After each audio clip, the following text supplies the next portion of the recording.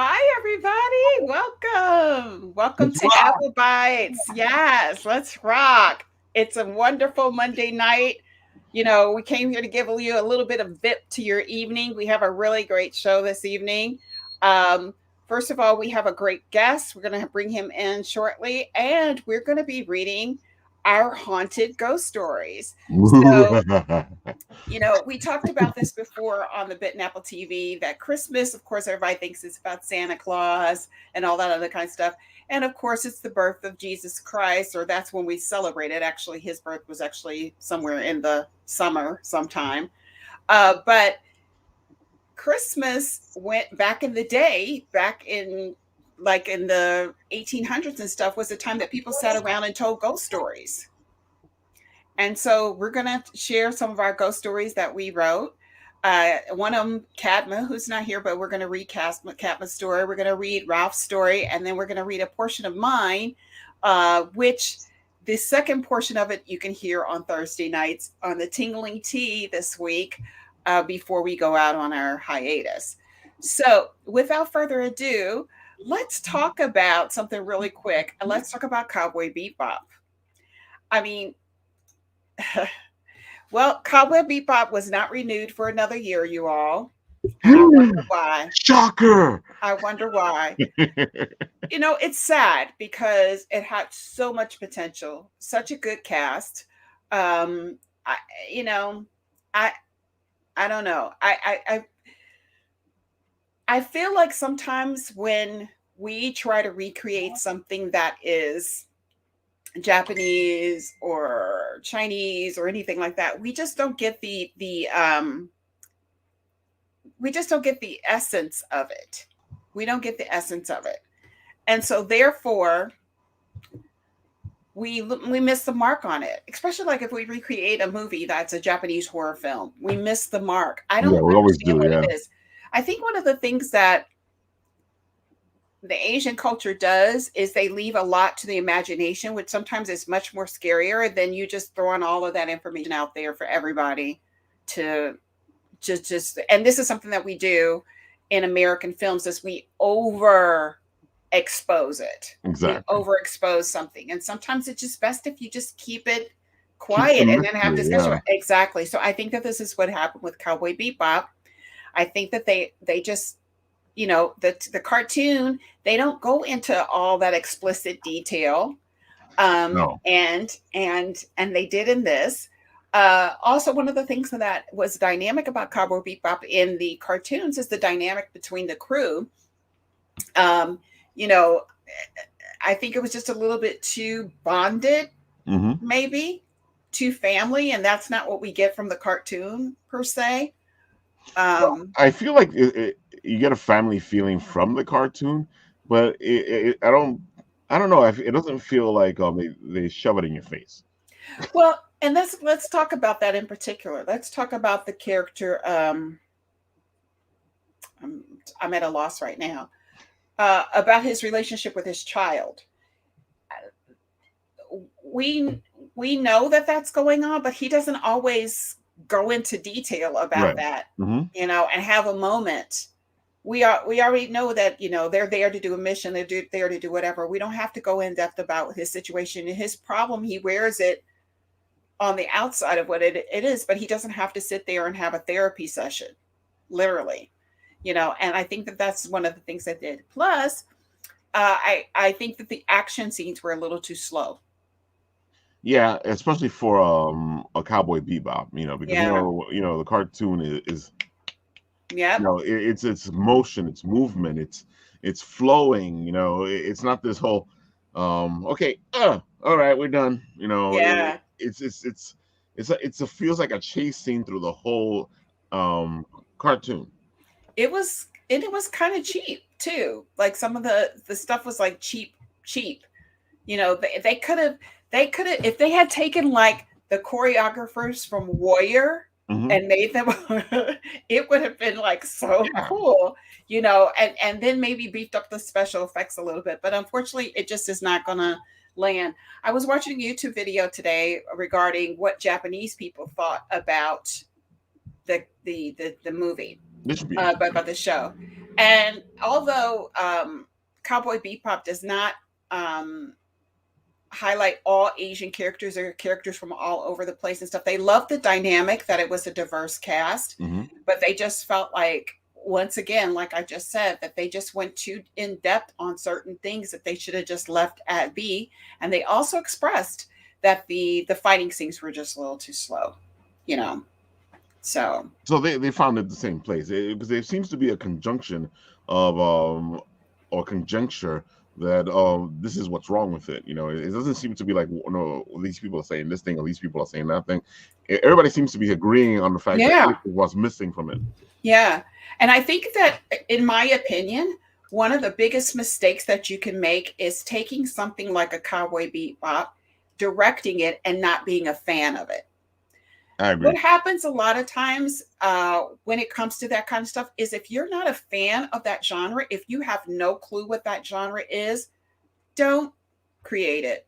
Don't do that, because you're not going to give it the love that the fans give it, or the appreciation. This is what has made, like, The Mandalorian a success, or anything that is created from the Star Wars universe right now. People, they have actual people who are fans of that fiction, who actually direct and make sure that every detail and innuendo is there. Nothing is missed. You have a director and an assistant director or producers that know the storyline. They know Right. the content. They know it like a fan. And the same with the Marvel universe. Yeah. There are fans directing it and And handling it. and it feels like anytime they don't do it, like they go in the opposite direction of it, like Captain Marvel, they tend to lose the feel of the show. Yeah. A lot of fans say that the problem with the Last Jedi, is that you can tell that he's not a big fan Yeah, of you can. Star Wars. That he doesn't like the Jedi. Because Yeah. he breaks everything he breaks down. He seems to have an issue with And in the Star Wars universe. let me make the correction too. I'm making a difference between the movies and the television Yeah. shows. The television shows are directed by fans. But like I said before, this is a very important thing. If you are going to recreate Asian anime, Yeah. Asian horror, anything of the like, know that horror, know what it takes. Know what you're doing when you're creating that, and don't try to Americanize it, which is what we try to do. And I think this is such a very it's something that this is one of the reasons why we get the term ugly American, because we try to Americanize everybody and think everybody's going to like it. I mean, the world centers around us, it revolves around us. It's so myopic, in its viewpoint of how to do things. If you're going to create something that is English speaking, but it is of a foreign country, make sure that you bring that context to the creative. And I feel like another issue is the fact that I feel like here, yes, people tend to do that thing where like I'm a fan of something, Mm-hmm. and let's talk about X-Men. I'm a fan of the X-Men. I want to see the actual Phoenix Saga, the real one, not the ones Yeah. they keep making where the main characters aren't the main characters and everybody else is important except for the two main characters of that Yeah. storyline. And they go, well, nobody wants to see a direct translation of the book, and I'm like, who are you saying this to? Of course, you want to see a direct translation of the book. You don't have to like completely translate it, but you need to like keep the heart of the Well, story. there's no way that you could translate a book into a 2-hour movie. No, Let's take that. exactly, yeah, But you can do it successfully. yeah, You can do it successfully. Understand that what is driven by those kind of things, like that movie, the X-Men movie and stuff like that, was dollars. It was not about fandom. no, It was about dollars. And the thing is that they just haven't figured it out. If you bring in the fan base, if you bring in the content for the fans, you're going to make your money hand over fist, because your fans are going to come out there and they're going to be ferocious about that content. So they just have not configured it out yet. There's well, just that's a because disconnect. they're like, they always say the same thing. We're making a general movie. It's not just for the fans. And, because they're trying to make money, so everybody can see it. I'm like, but if you make a fan movie, it's gonna be a more general appeal to it. Yeah. Because the reason the book was good was because it was good. It's not because it was a sucky book and the fans liked it. It was because it was a good book. So don't throw away the book. Yeah. And they do it for a lot of movies and a lot of genres and a lot of oh my god, they've messed up so many series, like Percy Jackson. They did such a disservice to that book series.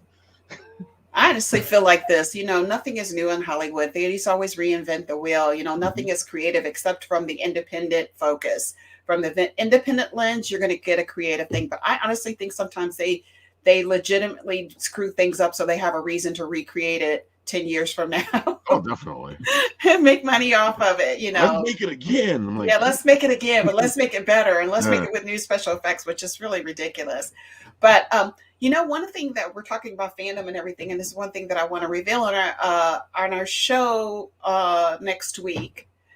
I received a fandom box from DC Fandom from Warner Media, and I want to open up that box and show you all the stuff that was inside that box. So next week I'll reveal what was inside the box. It's so funny you say that, because I think DC has done something good with this fandom thing, because it gives the fans a chance to actually see things that are coming up, be a fan, enjoy all the shows that DC is doing, all the comics they're doing, and it's a good place to like, oh look, this is what we're going to give you.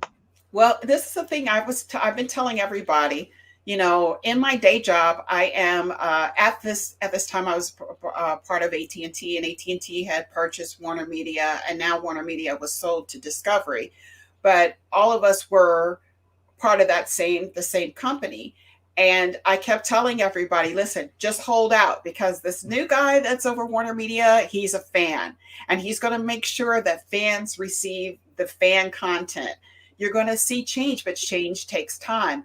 As one of my best friends, Redonda, used to always say, you can't make no, actually it was my friend, I think it was my friend Carol used to say this, you can't make a quick right turn in a big ship. No. So therefore, you have to make sure that you're starting to see the change in the genre. And as long as they keep this guy who is a fan there, you're going to start seeing DC get better. It's not probably going to reach the level of Marvel at this time, because it's still going to take some time to do that, but you're going to start seeing things. Anyway, I did open up that box, and I was pleasantly surprised at the things that were inside my box. It made my husband jealous. It made my husband jealous. He's like, where did you get that? I said, I signed up as an employee just to get it, to see what was inside the box. And I'm very happy. I can't wait to see what you found in this box. I thought it was pretty good. I thought it was pretty decent for a box that they would send out to fans. I thought it was pretty good. So with that being said, we have a really great show this evening. So we want to bring on our guests this evening. So let me tell you a little bit about our guests. I'm going to be reading it from my phone because Ralph just sent it to us. Our guest is the founding member and current president of Reading with Pictures, and is nationally recognized expert in the development of graphic novel category for the publishing industry. Along with editorial and strategic planning, his scope of expertise includes the study of industry trends and market development for retail, school, and public library channels. He has created over 600 hours of professional development programming sessions for teachers, librarians, and publishing industry professionals at events such as Comic-Con San Diego, Miami Book Fair, Book Expo America, New York Comic-Con. He has been a judge for the Eisner Awards, Lind Ward Prize at Penn State, and he is the architect of the Excellence in Graphic Literature Awards in Denver. He has served as a consultant for the Norman Rockwell Museum, the Will Eisner Family Foundation, American Library Association, Heavy Metal Magazine, oh yeah, we got to talk about that, Archie Comics, and many other publishings. With that being said, let's bring in our guest for this evening, Mr. John SHABLESKI. All right, John. Hey. Not bad for a cold read. That was pretty good. Yeah, well, as an actor is what I call myself. I should be able to read cold reads. I fumble up a little bit, but I would have been able to get a second take or a third take at least. I mean, you said my last name great, so that's Oh, thank you, thank you.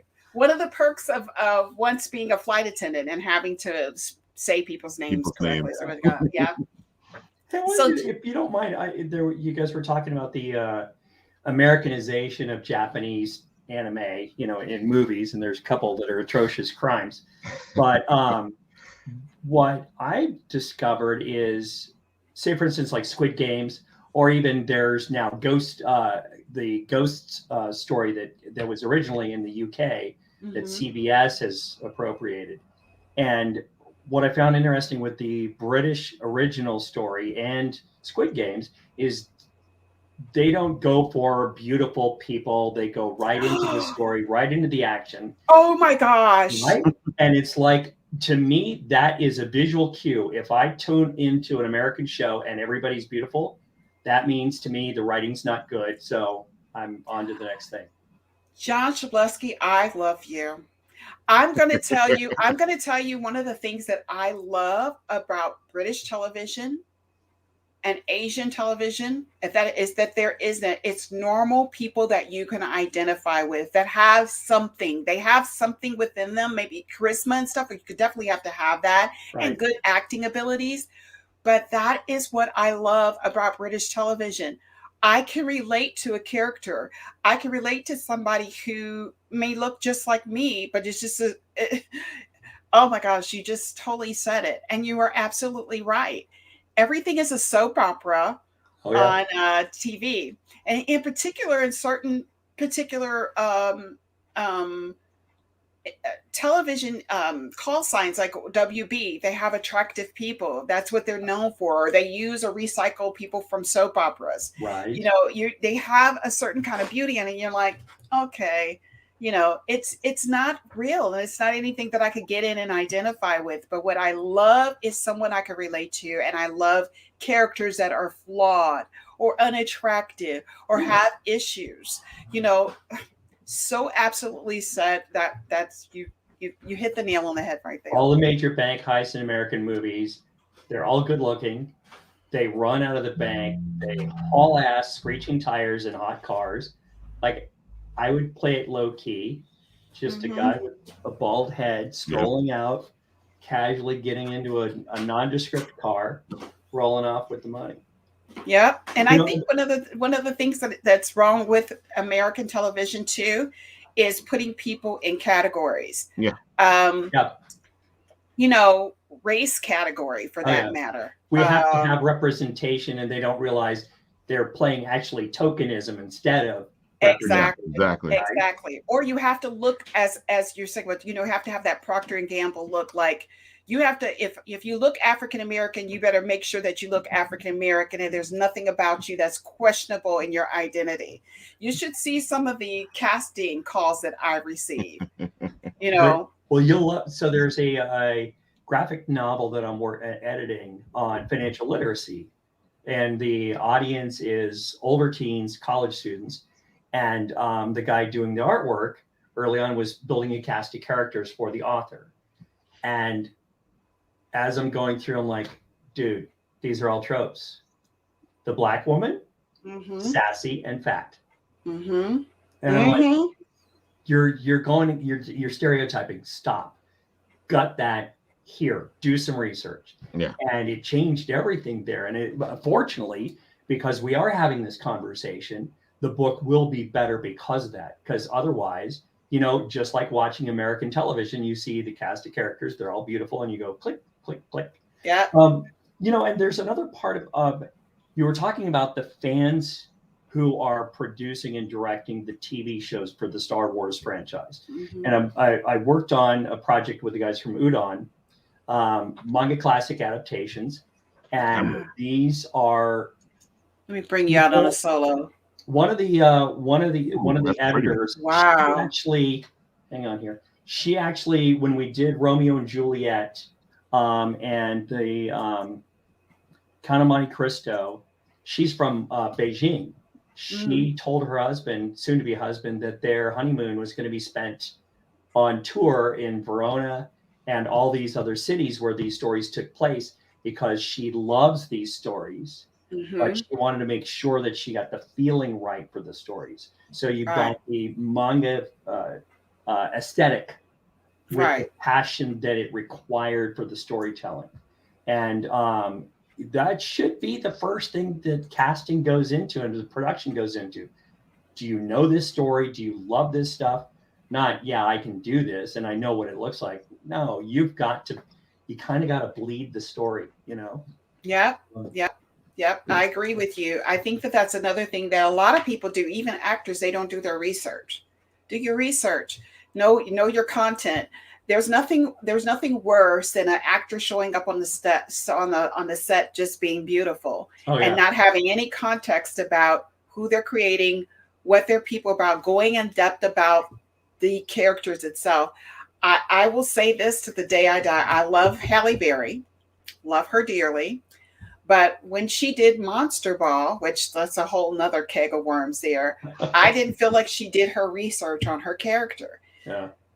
The way that she played this character was not having any makeup on and using a certain type of vernacular.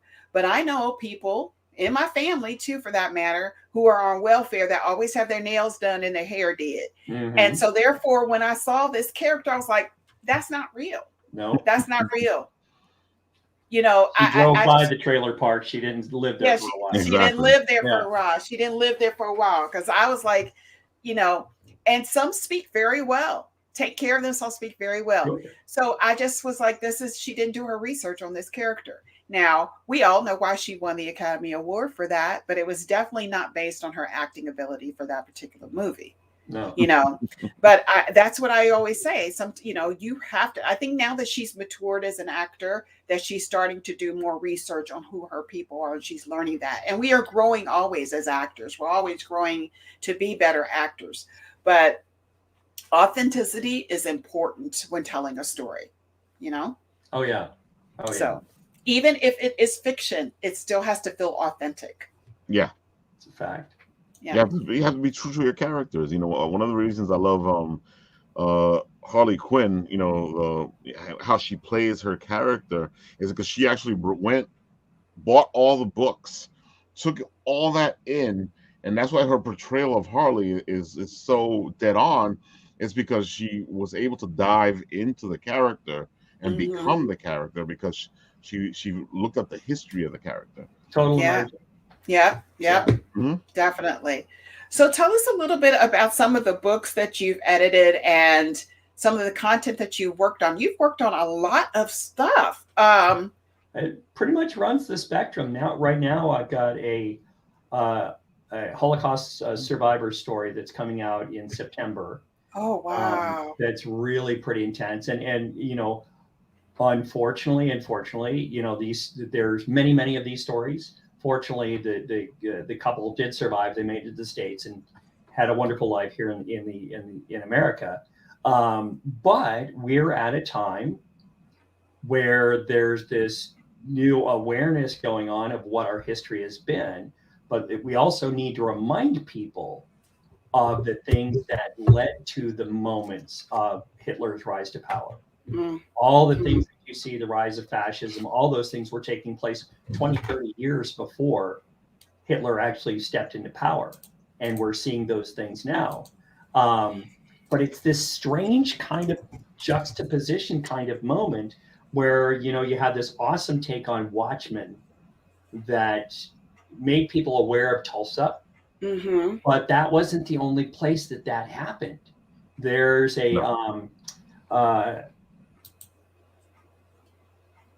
B.B. Wolf and the Three LPs is a book that was done by Top Shelf back in maybe 05, 06, was about a black town that was wiped out and everybody was slaughtered in the 1920s to have put a factory in. This happened a lot. And fortunately, we get a chance to, you know, shine the light on those stories. And there are stories that really need to be shared. Yeah, it's a crazy important time right now. I Go ahead. I feel like what is happening here is a rewriting of history to favor the colonist that took over America. Because these stories, we're just now learning about all of this stuff. I mean, Tulsa was the one that was the greatest. Black Wall Street was one of the greatest stories, because one of the things, because there was so much income within this community. And I think one of the reasons why it was, which is something that people don't realize, is a lot of those people that owned that land were people who were Black and Native American. Native Americans owned that land. Black people came here, free men and women of color, married into families, and some even appearing phenotype-wise as being Black, being known as Black, but were actually part of nations, or they were freemen who owned that property. We're now hearing these stories about that land. That land, they give you this concept of the reason why all of this happened in Black Wall Street is because of jealousy. But what is so strange to me is then, with all the money that was there in that community, why didn't they rebuild? And it makes you realize that this was something much more national and government run and sanctioned than it just being a bunch of jealous townsfolk from across the way. Oh, yeah. Who did this. It's much deeper than that. And now people are learning the truth because you have access to everything now. Yeah. Right. And the wonderful opportunity we have with graphic novels, we have the memoir genre has really been the thing that has led the way. Mm-hmm. But now you've got these historical comics journalism, really, these stories, telling the stories of those times and being able to give the reader the images that provide context. That's probably the most powerful part of this storytelling device, mm-hmm. is that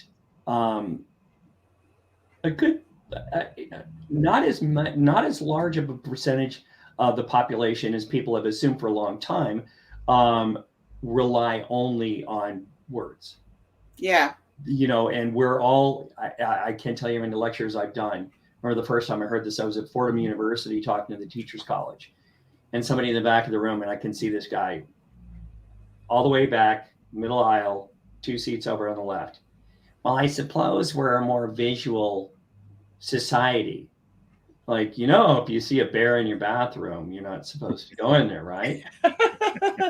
And he says, well, and everybody chuckles. I said, we've survived because we are visual creatures. Mm-hmm. We learn off of visual cues. The bathroom sign is international now. Mm-hmm. Even stop signs, red with white lettering. That's international now. We visual, the visual environment is how we made it this far. Mm-hmm. Now the awareness is that those images provide context at a rate that's so much faster than a kid trying to break code.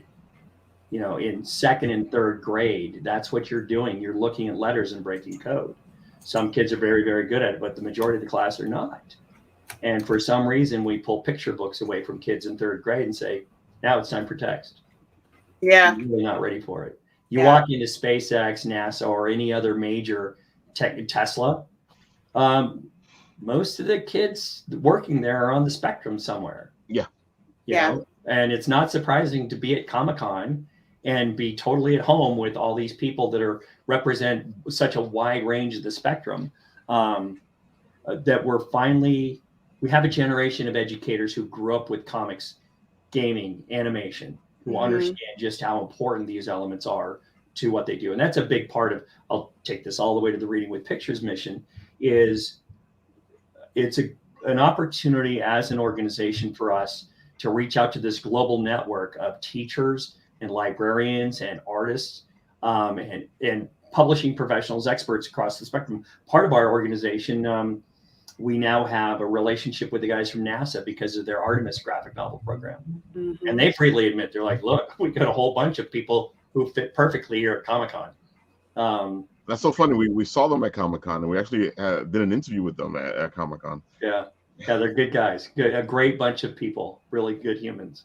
But yeah, there's this wonderful embrace of this idea of visual literacy that's now starting to accelerate. One of the things I'm really excited about coming up in March is we're putting together programming with the National Arts and Education Associations, the visual arts teachers. We're doing a conference with them in New York City, bringing together the visual arts teachers and the language arts teachers to create comics and games, as part of the learning environment for kids.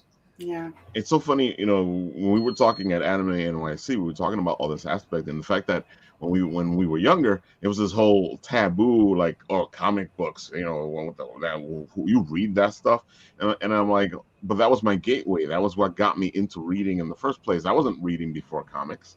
I may have been reading something here or there, but comics is what made me dive into it. It gave me a bigger vocabulary. Just reading Fantastic Four alone, with the thermonuclear with this and all the stuff that Reed Richards would say in the book itself, I was taken to a place that I would never have gone to without the comic book. Right. Yeah. And it just bugs me out when people are like, well, it's just a comic book. One of the panels at Anime New York, there's a visual arts teacher, Ed Muzan, who is on a panel for me there. Ed is he's a visual arts teacher at a charter school in the Bronx. He kept getting thrown out of his arts class by the teacher who didn't want him drawing comics. He replaced her as the visual arts teacher when she retired. That's karma. I think about all of us who read comic books back in the day, who read those kind of books, and look at where we are now, and we're ruling the world. Honestly, we're running this world, because you are absolutely right. I would not have read Fantastic Four and known what a thermonuclear bomb would be unless I actually saw it. If I read that in a book, I would have no concept of what that was. No concept. It just is it's fantastic to me to know that the visual and this over, this applies to everything. The visual is much better than trying to read it from a book. Yeah. Many years ago, well, I wouldn't say many years ago. I'd say maybe it was 4 years ago. I used to do ministry at my church.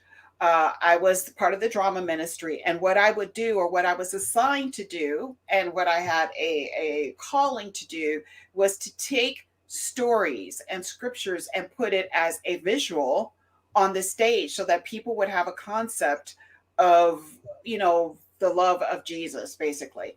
And the effectiveness of those kind of stories was unbelievable, because it's one thing for somebody to sit and listen to a preacher read from a Bible, from a pulpit, but when you bring those stories to life, or you bring a true life story where that type of concept is applied to a modern day story, it had a better effect.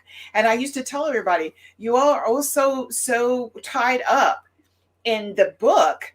The visual is much more powerful, because that sticks in somebody's mind than a scripture or a word or whatever. A story sticks in somebody's mind.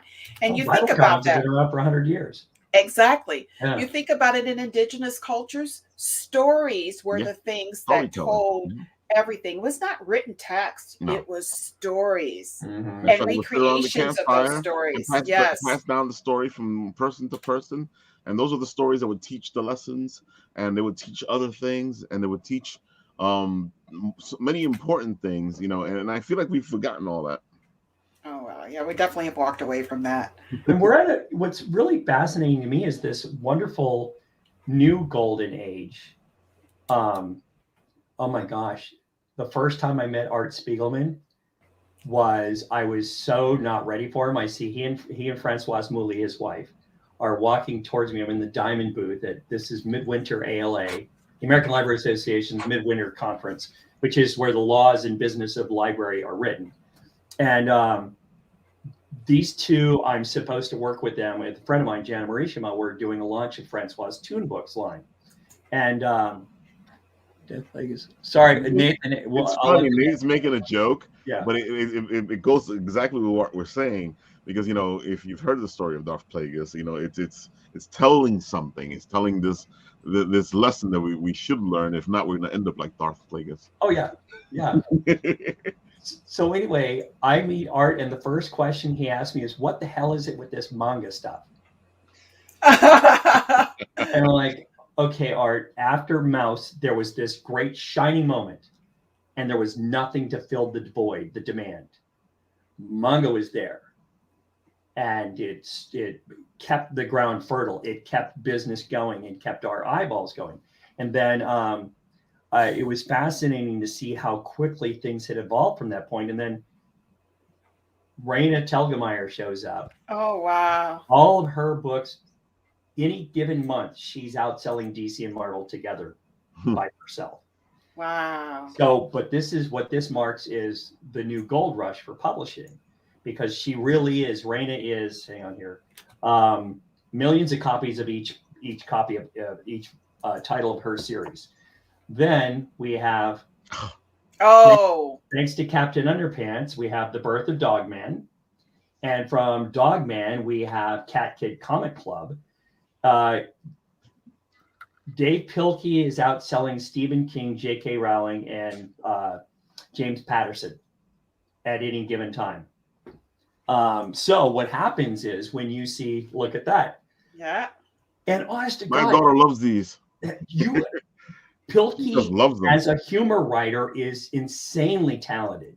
He can hold that story for 220 pages and make you laugh. And as an adult, and Cat Kid Comic Club is like one of my favorites because he turns the lessons over to the kids in the class. And each chapter is something wild and amazing and new. And by the way, Pilkey was always thrown out of class for not paying attention. He spent most of his career out in the chair, starting in second grade, out in the hallway. I feel him. I was kicked out of the class plenty of time. So did Einstein. Yeah, I was kicked out of class plenty of time for writing my little short stories and daydreaming. Right. Well, and the point of that with Pilkey and Raina and the others that follow is that the major publishing houses see what the opportunity is here. And what's great is they're actually picking a lot of talented people to do these stories. It's not, hey, kid, you work in marketing, you can do graphic design. Why don't you do one of these graphic things for us? That did happen, and it still does. But by and large, they are looking for really talented people, and they're finding them. So we've got a whole new wave that's coming through, and it's middle school. It starts out with middle school. Getting into high school, we see a lot of comics journalism. I sat on the Lynn Ward Prize at Penn State this year, and one of my favorites out of all of them was Paying the Land by Sacco. And in this story, he talks about the kids that disappeared from the indigenous schools that the Canadian government, the royal government, were taking the kids away from their tribes and educating them in the proper European way. And there were a lot of kids that disappeared, and they're finding a lot of graves around those schools. I actually would like to read that book. And you notice that what's wonderful is how he manages, or how he articulates, the stoicism of the men. Like you keep noticing that the facial expressions change very, very little, but that's because they have buried this stuff. That's how they present themselves to anybody. They're just very stoic and very almost emotionless. So yeah, it's an amazing Sacco without fail. Every time there's not a book he's ever done that I wasn't amazed by. Yeah. Out of all the books that you've edited, read, and everything, I think, what was the one that was the most prolific for you, or the most that stuck with you, like, to this day? Okay, let's see. Stitches by David Small. Mm-hmm. And why that book? He was, David is this amazing, celebrated children's illustrator. This is his life story. His parents were medical society in the 50s. His dad was a radiologist and treated David's allergies with radiation therapy. And so David grew a lump in his neck, and it turned out to be a tumor. cancerous tumor that they took out half his vocal cords. It's a horrible, wonderful, amazing story. Sid Jacobson and Ernie Colon did the graphic adaptation of the 9/11 report, and it's just an amazing document, the work that these guys did in this. They didn't caricaturize anybody in the story. It's just straight up comics journalism, perfect reporting, just astonishing. And the original report was like 5 times thicker. And when this came out that week, 2 of the authors were on five or six of the major networks talking about if they had known this existed, this is how they would have told the story the first time around. Wow. Oh God, the adaptation. Hold on here. There's, oh God, hold on. Fun Home by Alison Bechdel. Brilliant story. Happens to take place about 30 miles from where I live right now. And Allison's just a brilliant human being. New Kid by Jerry Craft. Jerry is such a wonderful storyteller. If you're not familiar with this story, it's actually his life story about going to a private school for fairly well-to-do kids. He wanted to go to an art school, and his mom wanted him to go to this really nice charter school. And he talks about just these little things that a kid of color deals with in a school where they're definitely the minority. One of my favorite moments of many in this book, he sees this one of 2 black teachers at the school and feels compelled to talk to him. And so he's like, because it's somebody who looks like me. And so he's talking with his teachers, just kind of like trying to get a sense of what's going on. And the principal walks by and says, hey, the basketball team's doing great this year. And the teacher just kind of goes, oh, I'm not the basketball coach. Oh, wow. Just little things like that. And it's so well done. There are some really funny, great moments in this. And damn it, he makes you cry when you read it. And Class Act that follows is even better than New Kid. And he won a ton of awards for that. I was prepared not to like the adaptation of Harper Lee's To Kill a Mockingbird. It's brilliant. It really? It's better than the movie. Wow. Hang on. I could go through my whole list, my shelf here. Yeah, hold on here. So El Defo by Cece Bell is this great story about the moment she lost her hearing due to a virus, and then her life after following that, and learning how to compensate for that hearing loss. And there's they've got this, if you can see this, I don't know if you guys remember, you might be the same age as me or close, but the hearing devices that they had early on, hearing assist devices, was like a microphone on a box. Yes, And yes. Yeah. Well, the teacher had a microphone and would leave the room, go down the hallway to go to the bathroom. She would forget to turn it off. But Cece discovers she has a superpower because the kids could act up, and she would, as soon as the teacher's making her way back, she'd go, shh, and the kids would go quiet.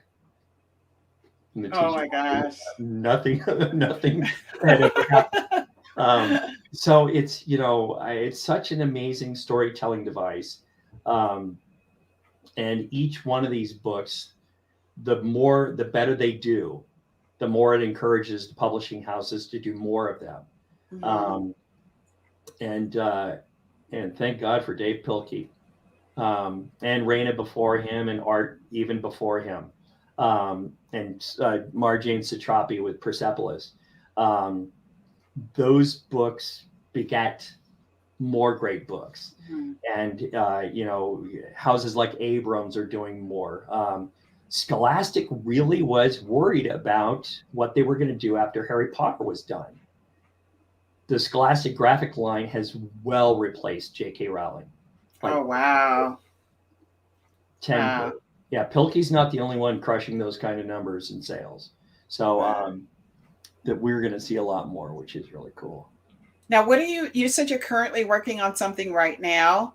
what are you currently working on? And um, Well, there's 3 graphic novels that I've got coming out in the fall. One of them is Myra and the Drawing Drama. If you give me a second, I might be able to pull this up for you and show you. all right. So Myra is a 3rd grader, a wonderful 3rd grader who just loves to be in school, loves to draw. And the teacher just announces in front of the kids the first day of the school week that hang on here, that they're going to have an art contest. And is this the original? Oh no, it's one of the iterations. Can I do a screen share? Yeah, go ahead, go share, and I'll pull you up. Okay, let's go. Share screen. Okay, I've got 2 monitors. All right, and I want. Let's see, screen 1 is blank. Screen 2. Okay, here you are. Are we looking at the right one? Wow, that's a trip. Look, put it. Go into your share screen, but pull up that particular tab. Okay, let me.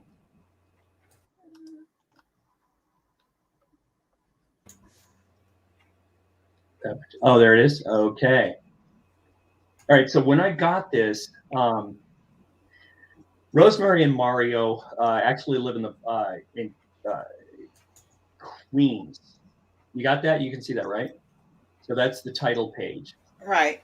So Myra's this wonderful, 3rd grader, just loves to, she loves to draw. She's an artist, and one day she will be famous. And she knows this. I just look at this, the look on her face, and this is her day. So anyway, the teacher announces that they're going to have this contest. There's been some changes to this, by the way. So the iteration you're going to see when it's finally gone to print is going to be a little bit different. But this is all, the work that she puts into this. And this wadded up piece of paper comes from her nemesis, which is Toby. They're always in a lifelong competition here. What I really love is this spot coloring that Mario did. You see all the way to the back here, even that pencil back there is yellow. Nice. You know what I love about this is the Beetlejuice vibe. Yeah. The whole Nightmare on Elm Street. Yeah. Yep. Nightmare Before Christmas. Yeah, Nightmare Before Christmas feel of it.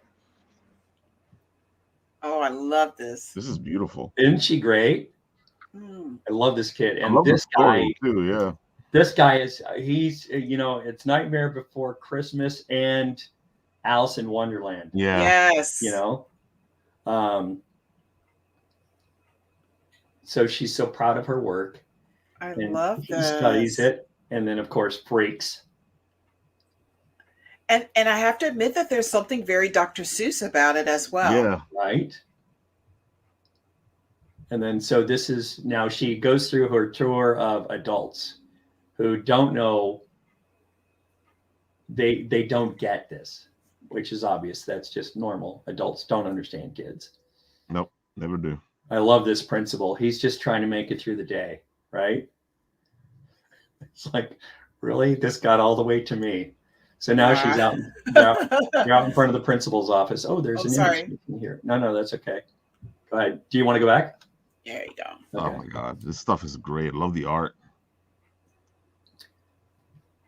So really beautiful, and the color. Yeah. They're using 3 colors here: the dark, the light, the shade, and then the splash of yellow or orange in there. Yeah. It's right. Really wonderful. This is what freaked out the adults. Because if you look closely, any kid sees a tire swing. Yeah. Adults do not. Yep. Oh, wait a minute. Let me show this real quick.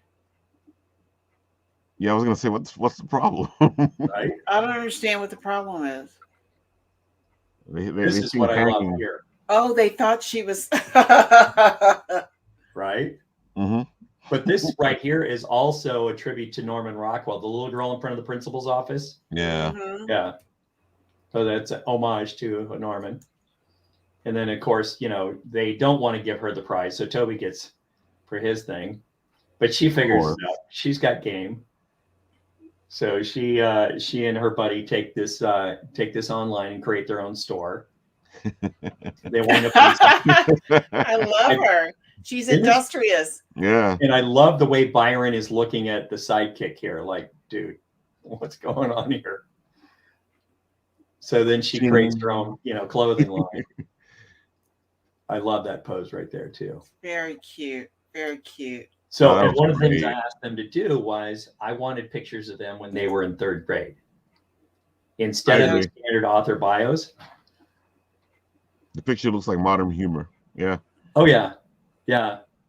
And so this book drops on September 1 of this year. I was going to ask you, I was going to say, when can I buy this? And it's actually, it's going to be Spanish as well, because Ooh. they are New Yorkers.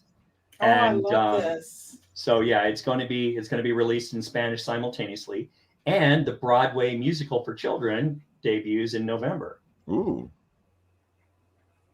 Pretty sweet. That was great. That was a great story. Yeah, thank you for letting me share that. Yeah, when I got it, it was a 12-page comic that they had put together, self-published, and we started working through it. And Mario, both of them have worked in television. Mario has worked for Pixar and DreamWorks, and so it was fascinating to talk to the artist and watch him drawing while I'm talking. Oh wow! Oh, that's always beautiful. Wow! Yeah, wow, it was wow. like he was like doing these pencils like really quick, and he'd hold up his monitor. What do you think? Oh. And it was just, yeah, I'm very, very fortunate with that. Yeah, I couldn't have asked for 3 more diverse books to work on, but it's really cool because it stretches your brain quite a bit. It does. After a little bit, it becomes like it's different languages, but really it's the same, kind of communication that we're working on. So yeah, it's pretty fun. So before we go into reading our stories that we created for Christmas, what advice do you have for writers, new writers, people who are trying to get published? Discipline. Write every day, draw every day. Doesn't matter if you like it or not, every day. I've got a young fantasy author who writes for 2 hours every morning, has since she was in 7th grade. Wow. And she's got a fantasy series that debuts in September. That is Avatar: The Last Airbender meets Star Wars meets Hunger Games. And the kid is brilliant. We as editors listen while we're reading too. We're listening to your voice, and it's not hard to hear when somebody is speaking naturally in their voice.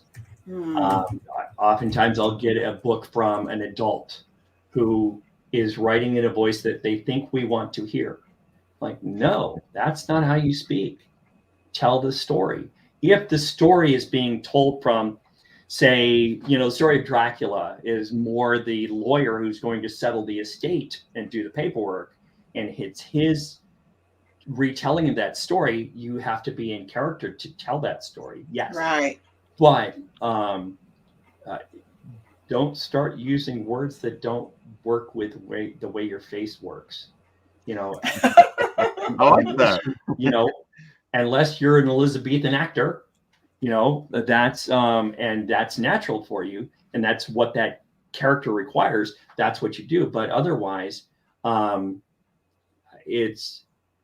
fortunate. I'm very, very fortunate. I've learned how to spot unicorns. There's a lot more unicorns out there than people think. It's just completely agree. Yeah. But as a writer, as a creative, discipline, practice, hit deadlines. Will Eisner, one of my favorite things about Will was, the idea of you have to be a business person and an artist, because at a very young age, he was running a publishing house and he had a family to feed. So he had to make deadlines or nobody ate at the house. You can't wait for the muse to strike. You have to work with the muse and bring the muse around. Sometimes it takes 8 cups of coffee, but you got to work at it. Yeah. Discipline is everything. All right. And find a day job too. Got to pay the bills. Oh my gosh, don't we Yeah. know for every starving artist out there, you've got to have a paid job. If you sit there and you think that that's going to bring in some income for you, you got another thing coming. Dude, I Yep. always say that you have to pay for the dream. There's a have to be a way to pay for the dream. Uh-huh. Right. You're gonna need a job that's gonna pay for the dream, because sometimes the dream will not pay for your life. I had one guy said, well, I live with my parents. I'm like, they should kick you out.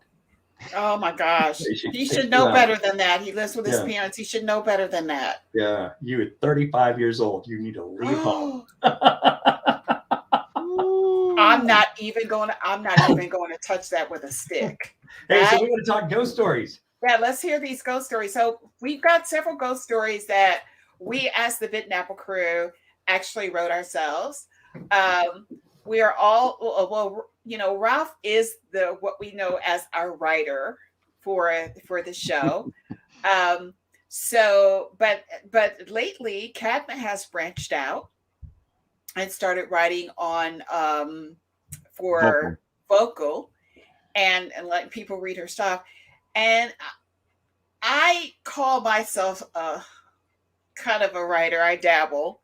So although I actually, that was my first ambition before I started becoming an actor, was to write. And so it's been a while since I've written.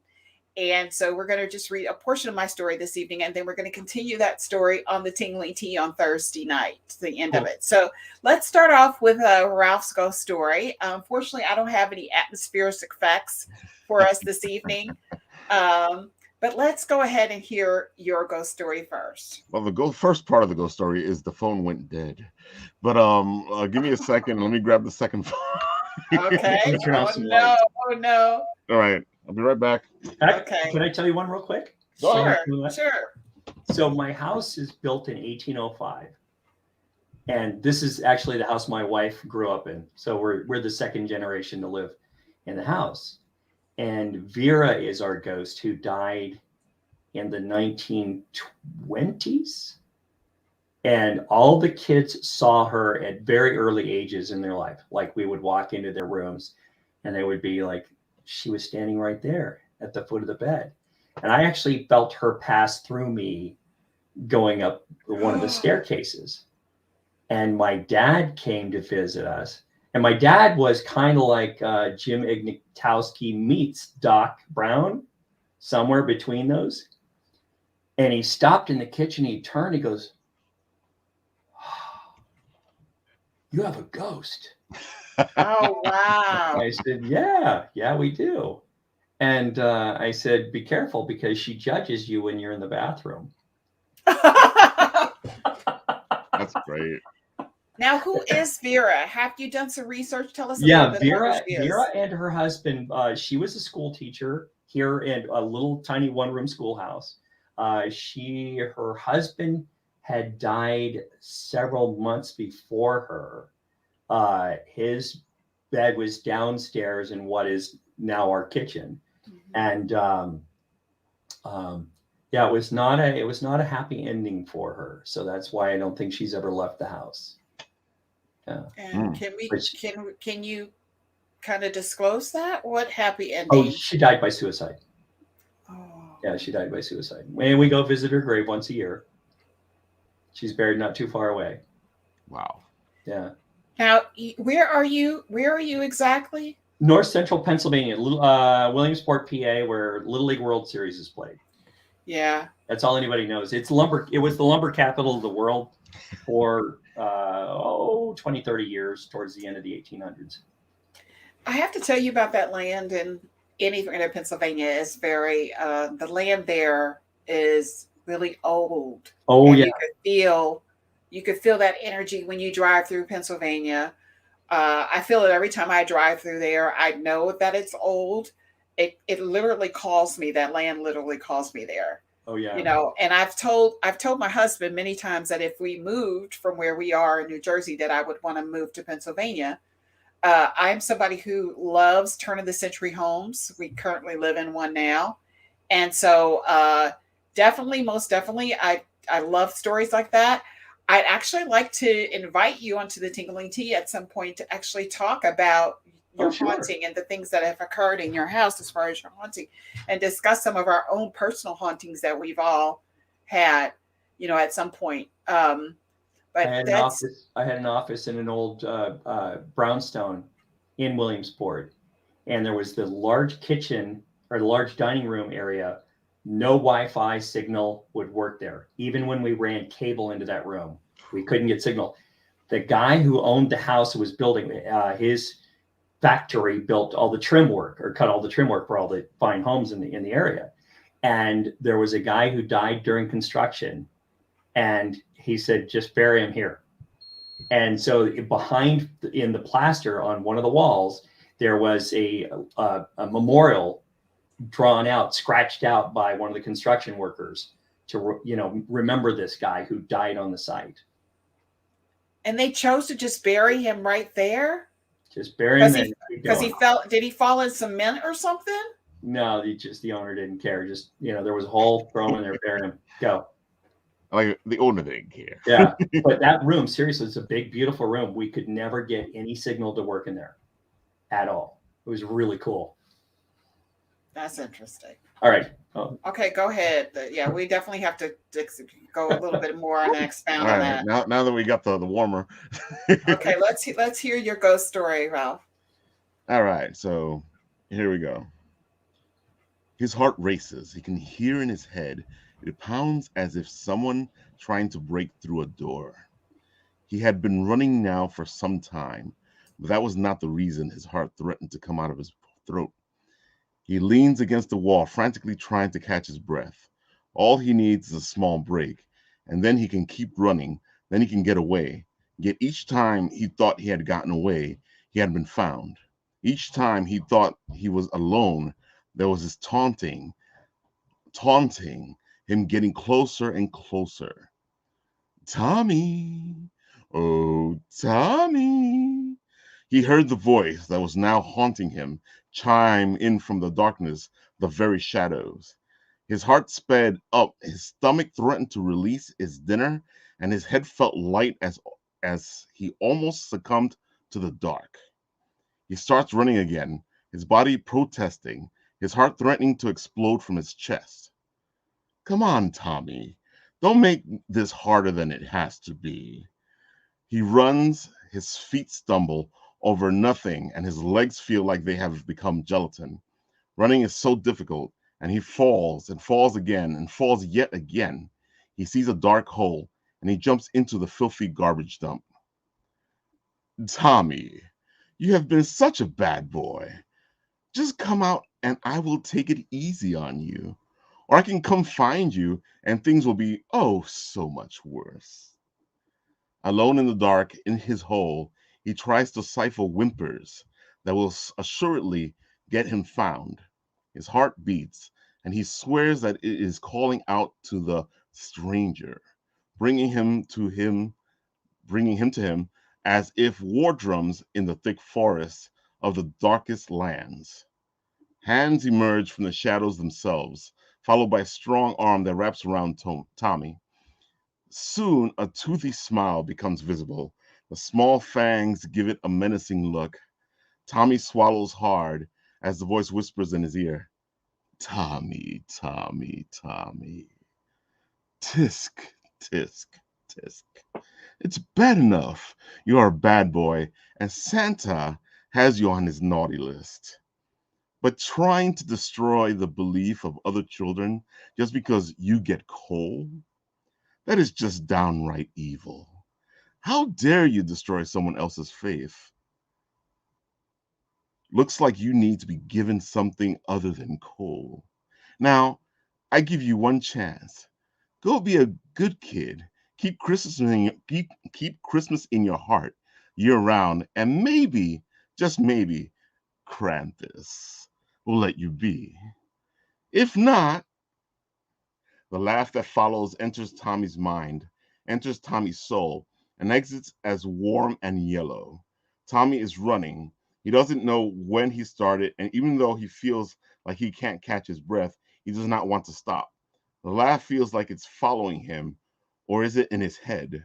He runs and runs and runs till he is only but a dot in the distance, and the stranger smiles mischievously as he exits the shadows, checks Tommy's name off the list, and says, "Oh, Jimmy. Oh, Jimmy boy. You've been such a bad boy."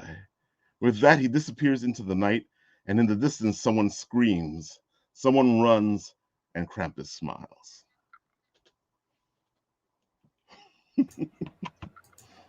I love that. I don't know if it was your menacing voice that had it to it. You sell it well, very well. I appreciate that. It is just like actually this one hit because somebody actually wanted me to write a Krampus story. It was a challenge, like a writer's prompt, and I really fell in love with it. So I was like, I'm going to use this one for our ghost story. Good call. Wow, very, very good. I like that. I like that. All right, let's hear Katma's. I'm going to have you read it. All right, let's see. Okay. All right, Kadma sent me the link. There we go.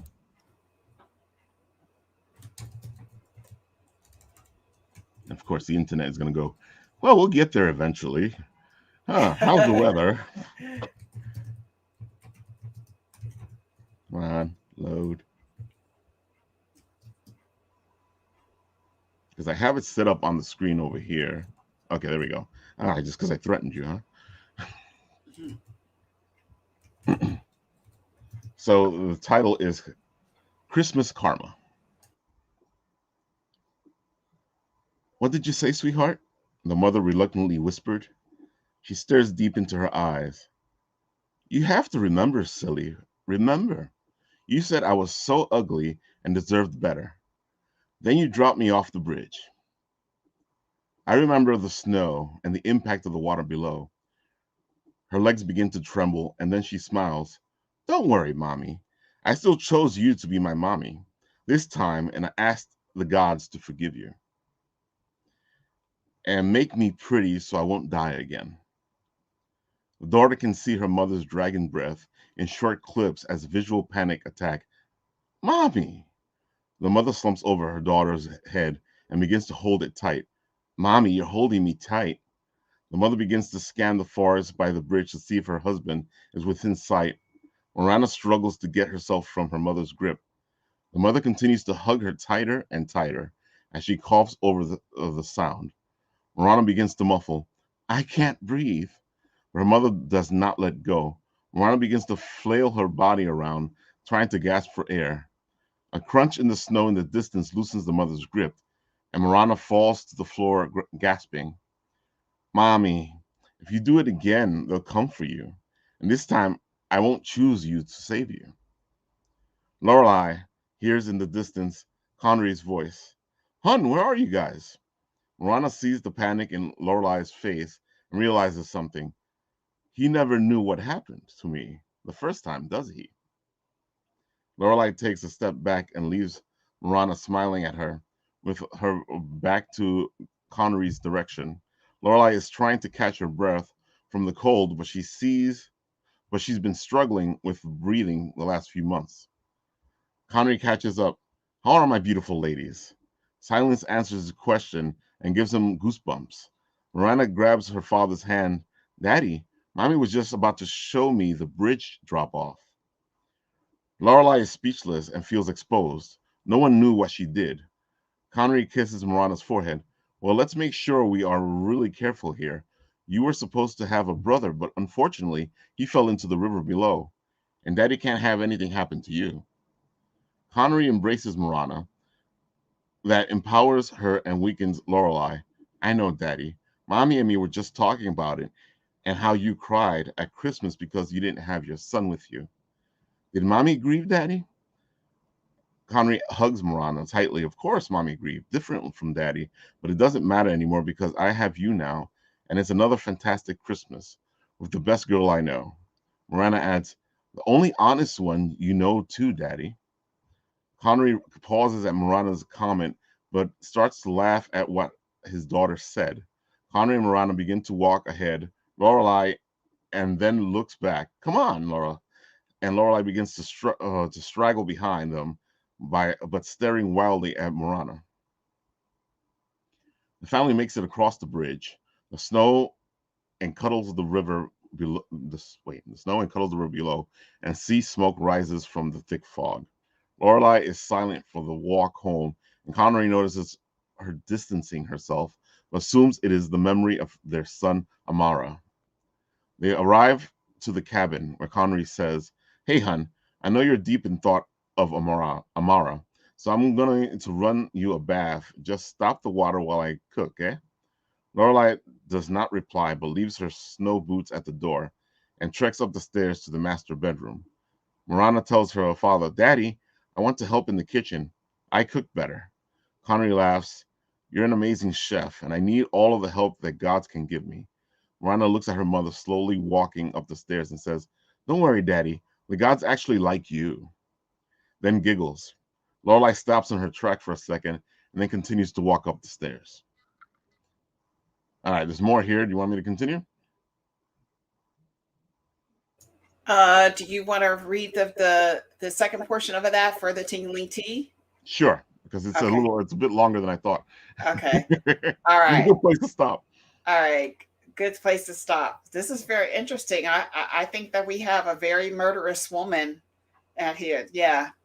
With yeah. with a child that's come back for something. That's kind of creepy already. Thinking about it. All right, so let me read mine because mine is a little lengthy as well, but I'll just read a little bit. All right. The title of my story is called The Mulo. Although I grew up in the Midwest, my people hail from the Appalachians. They're what you will refer to as Melungeon. Melungeons are a mysterious people of mixed racial heritage that have mystified U.S. census takers for centuries. We successfully sidestepped the racial inequities and miscegenation laws that plagued America since the 1700s and hid our communities within the mountain converge of Virginia, North Carolina, and Tennessee. Our ability to conceal our people from the prying eyes of America have made us the subject of countless geneticists from far and wide. Before DNA testing, it was assumed that we were Portuguese, which may be right, or Turks, which might be right, Native Americans, which may be right, white folks, which might be right, and black folk could be right too. But I tell you that our traditions and stories tell of our origin if you care to listen and learn from them. In December 2003, my grandmama passed away. I was home for winter break while attending med school at the University of Tennessee when I got the news. It was 2 days before Christmas, 2 days before my annual Christmas visit with her. I was utterly heartbroken and equally devastated. My grandmama had lived her entire life in those mountains and would visit her. I would visit her every summer vacation, nearly every holiday when I was a little girl. Her little 3-bedroom cottage hid right in the valley on the Tennessee side in a field of flowers near a running stream on one side and a mountain face on the other side. The nearest house was down the road a bit and belonged to our cousins, the Goins. On those occasions when my parents needed personal time, I would stay with my grandmother. I look forward to those times, helping feed the assorted critters that lived in the makeshift gated confines behind my grandmama's house, swinging on the makeshift swing in the back, catching fireflies and such. My favorite pastime was helping my grandmama tend to the Cole family plot that hid within the wooded clearing about 100 yards from the cottage. We placed fresh wildflowers near the headstones and pull away the weeds that grew near. They were the graves of our Cole ancestors. Some graves were more than 200 years old, their names and symbols fading away due to the changing weather. But I knew who was behind those headstones. My grandmother told me those names and who they were in relation to us. She made me swear to make sure that we tended to these people all the time. In particular, the grave of her brother. She loved him so. She told me that he died tragically while working on Mr. Radcliffe's farm, a wealthy landowner in these parts. She never got over his death. It was very mysterious. But for people in these parts, there was no legal recourse. So they had to accept the sheriff's statement regarding his demise. A year later, Mr. Radcliffe was mauled by a wolf while hunting for a deer near the base of the mountains. My grandmama explained to me that she wanted to be buried near her brother and her parents with specific requests to bury her as they did in the old days. You see, she was someone who kept the old ways. Most of the people who lived in the mountain region came to her for poultices, remedies, and the like. I don't remember a time when my grandmother wasn't interrupted by a knock on the door by someone who was coming up to pick up or request something. I would often go with her when she picked up certain plants, bark, and mud by the stream, and she would tell me what to do with them. I was sort of an apprentice in a way.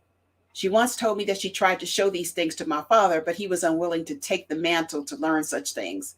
She would say that he wasn't sensitive enough for these things, so she poured the knowledge into me. As an unwed woman and the oldest grandchild, she put me in charge of all her funeral arrangements. And although my daddy stood to inherit the surrounding land, she willed it over to me. It was understood. He knew that he didn't have the will or want to make the effort to take care of the land that she loved so much. He simply said, do your grandmama proud, do what she would do, and do it better. So with those words of encouragement, I set things in motion and did as she asked. I buried her in the way that they did in the old days. Grandmama didn't want a huge ceremony. She just wanted her family there. An intimate setting with a repast, singing, and laughter. A day after she was gone, I asked Mr. Berry, the town's funeral director, to bring me the body as well as a rolling slab from the parlor. He helped me place her on the slab as I undressed her and bathed her. It pained me to go over the areas where Mr. Berry had embalmed her. Her body was still bruised in those areas. He apologized to me as he helped me dress her in the finest white church clothes. I simply smiled at him. It's okay, I understand, it's needed. It seemed to calm the embarrassment he felt helping me prepare the new body of my grandmama.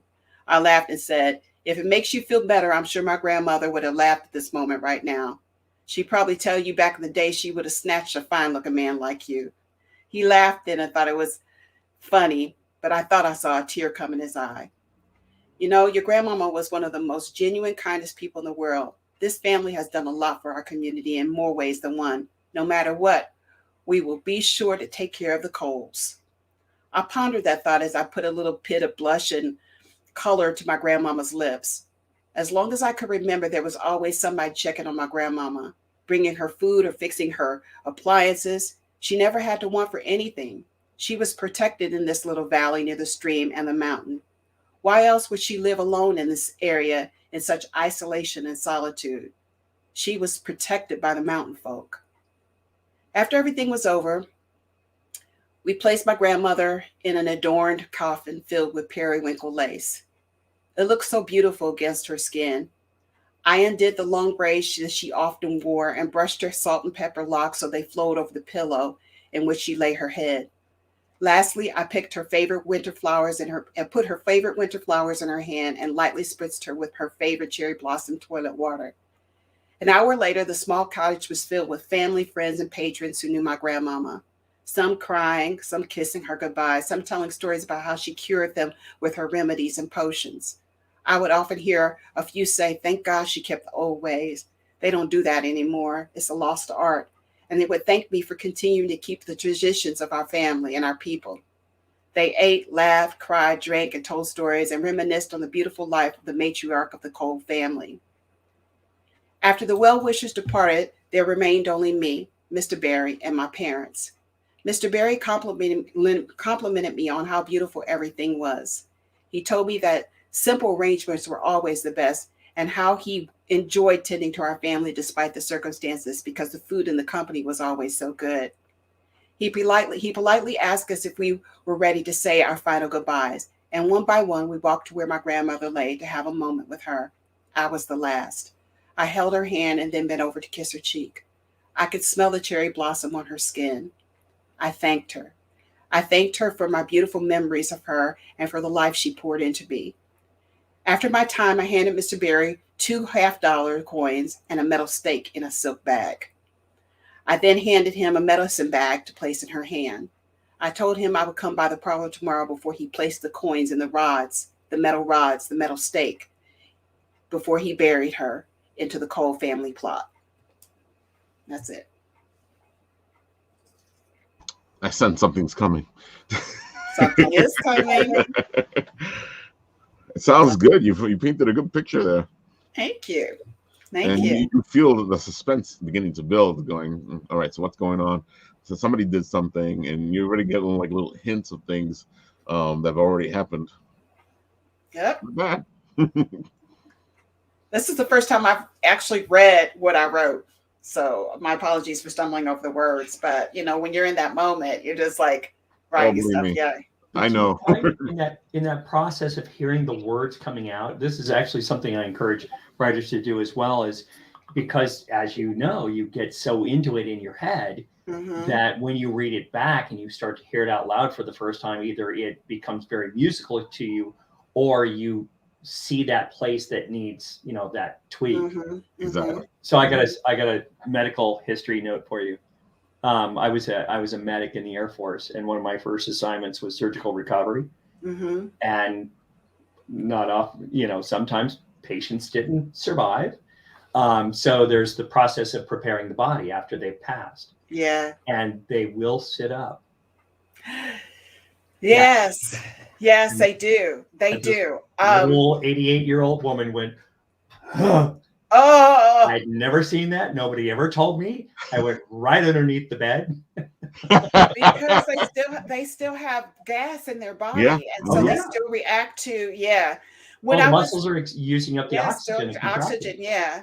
When I was writing the story, as someone who actually kind of worked in the medical field, I wanted to have her repast and her viewing in the house, but I was like, I can't have her there a day after she dies because she's going through that stuff. It has to be the day after she's embalmed. Yeah.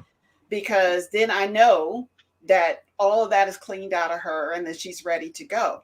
Right. And I have, back in the day, when my great-great-grandmother passed away, I cleansed her body and I dressed her. That was a common thing that we used to do back in the day. So to think of that, the funeral director does it now, but we've done that. We put their makeup on. We did all of that. They stayed in her body stayed in the house overnight the day before her funeral. That was common practice up until when we were little kids. Yeah. Yeah, that was a normal thing. Very normal. So give your opinion about what we wrote this evening. Tell us what you think. Well, the cool thing was I could hear your voices. This is very natural writing for both of you guys, which is wonderful. And that's, you've been at this for a while. So this is discipline and practice that comes in. And the more you hear your voice as you're reading what you write, I can tell you're already in a really good spot and comfort where this is something you guys like to write. Yeah. It's not something that was just a recent, I think I want to write this story. That doesn't work. This did. Both of them worked very, very well. Thank you. That was so very kind of you. Thank you. No, you had me. I was here. Oh, wow. Thank you. Well, I hope you get to tune into next week when we finish reading the stories so you can find out what actually happened in our stories, or actually this week, this Thursday. Right. And I'm going to actually speak to you about coming on to the Tingling Tea next year when we go back in session next year on Tuesday. Ralph actually comes and visits with us occasionally to co-host. So we talk about supernatural things and the like. So cool. This fits in perfectly for what we're talking about. I feel like when people write and everything. I love the fact that you sometimes don't give so much detail unless you give little hints of detail, because people have their own image of what is going on. So for instance, let's talk about this story about the cottage that's in the Appalachian Mountains. All of us have a concept of what that cottage looks like. Yeah. Mm-hmm. A 3-room cottage in the Appalachian Mountains. And all of us are going to have a different perspective of what it looked like, because you're going to fill in all the details that I didn't supply there. What I would look for is the chain that leads to a dog you can't see. Mm-hmm. And you have to look at the links to see how big they are so you can figure out how fast you got to run to take that dog to the end of that chain. Yeah. That's a great analogy. That's a great analogy. Yep. Really, really great analogy.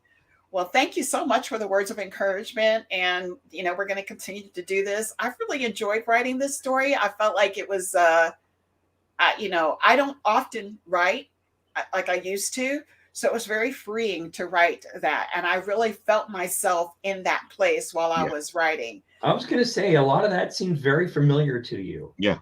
It felt like you were there. Mm-hmm. Well, a lot of it is truth. Yeah. A lot of it is stemmed in truth. The Melungian background.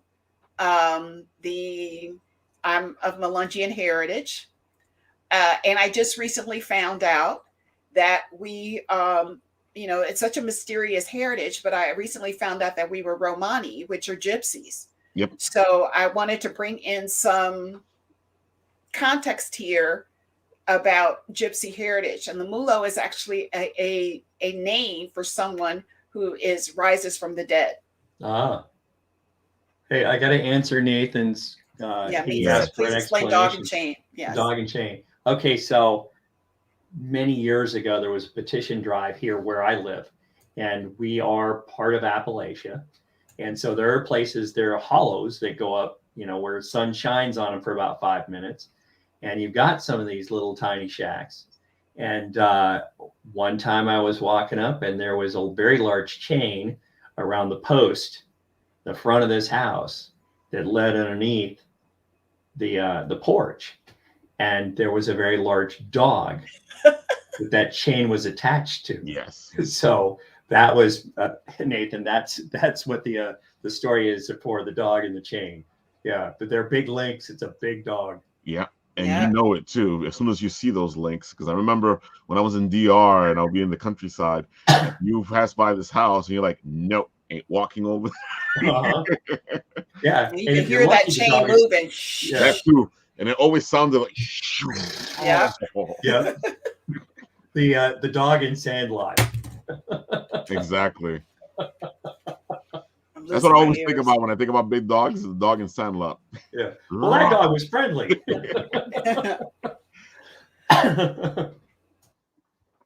All right. Well, thank you guys for having me on. This was wonderful. I enjoyed it. Thank you so much for being here, just giving us words of encouragement and telling us about what you've been doing and everything. We wish you and your family and Vera a very happy holiday. Yes, I can't wait to hear more about her. And tell us where you're going to be starting of the January this year. If you're going to be anywhere, or what you're going to be doing. I don't know yet. Reading with Pictures is working with con developers like Reed and Fan Expo to produce more programming at their shows for professionals and writers. You should definitely come in, because there's so much that you need to hear how teachers and librarians will use your books. Too often people think, oh, well, my book isn't for a library or a classroom. Let the teacher or librarian decide that. Just write the story. But there's so many great things that you'll learn and appreciate from that experience. I highly, highly recommend that. I don't know what travel looks like next year. March is the National Association of Arts and Education Conference, first week of March in New York City. That I know. Comic-Con San Diego, possibly. The American Library Association's annual convention in DC in June. That I know. The rest is still a little foggy. All right. Well, I think we all are in, definitely in the fog of transition about what to do. But one thing we are sure about, that you're going to be on the Bitten Apple TV again. Hopefully you will come back and you're on the more than Tingling welcome Tea. to come on Apple Bites, come on Written Writ, come on Tingling Tea.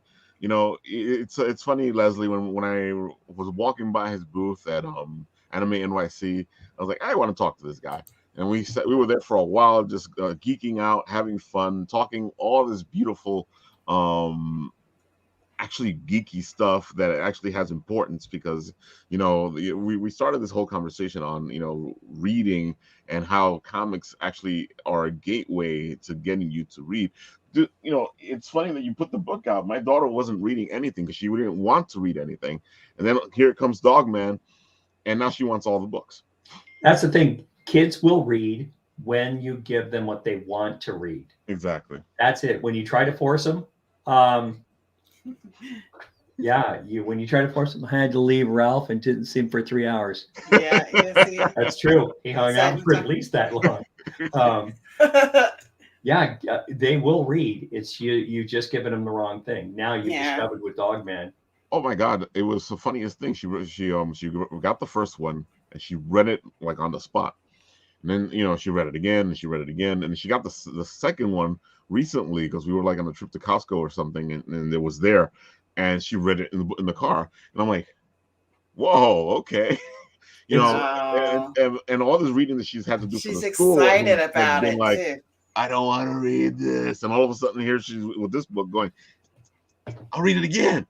It's a great Frankenstein story. Nobody realizes they've taken the head off of a dead dog and put it on the body of a dead cop. I love it. It's I awesome. love it. All right. All right. You all, thank you so much for joining us. Happy holidays. We will be back next Monday at 7:30 Eastern Standard Time, 6:30 Central Standard Time, and 4:30 Pacific Time. Am I right? I think you're right. 3 hours. Let's go with that. Okay. I think it is right. All right. So with that being said, have a good evening. Take care. Thank you so much, John, for joining us this evening. Stay in the broadcast if you want. And we'll see you next week. Same time, same Bitten Apple channel. Take care. Same bat time, same Bitten Apple channel. Oh, wait, no. All right. Take care. Bye-bye.